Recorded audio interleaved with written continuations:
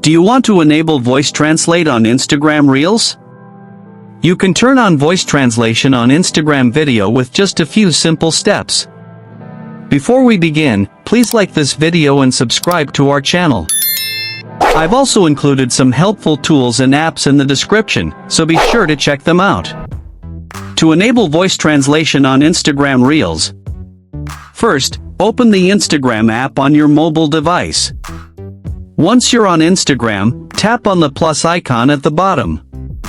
Now, select Reel from the options.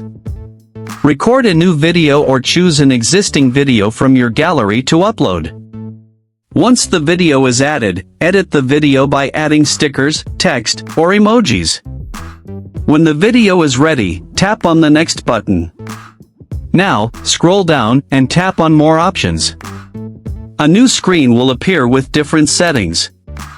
From here, turn on the toggle switch button next to Translate Voice. Once enabled, go back, add a caption, and then tap on Share to post your reel with voice translation turned on.